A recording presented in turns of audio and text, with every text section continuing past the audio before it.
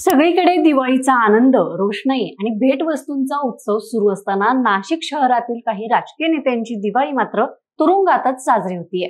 गुन्हेगारी पार्श्वभूमी असलेल्या या नेत्यांवर विविध गुन्ह्यांची नोंद झाल्याने त्यांना न्यायालयीन कोठडीचा सामना करावा लागतोय।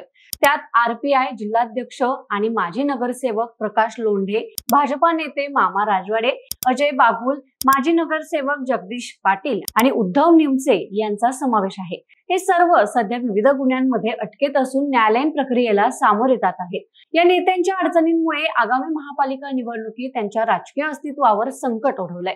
गुन्हेगारी पार्श्वभूमी आणि चालू न्यायालयीन प्रकरण पाहता पक्ष त्यांना उमेदवारी देणार का, तसंच मतदार अशा नेत्यांवर विश्वास ठेवतील का, असा प्रश्न राजकीय वर्तुळात उपस्थित होतोय। ज्या काळात इतर नेते जनतेत उतरून प्रकाशोत्सव साजरा करतायत, त्या काळात काहींच्या आयुष्यातील दिवाळी मात्र तुरुंगातील चार भिंतींमध्ये अडकून पडली आहे। त्यामुळे नाशिकच्या राजकारणात या वर्षीची दिवाळी राजकीय अंधारात गेल्याची चर्चा शहरात रंगतीये।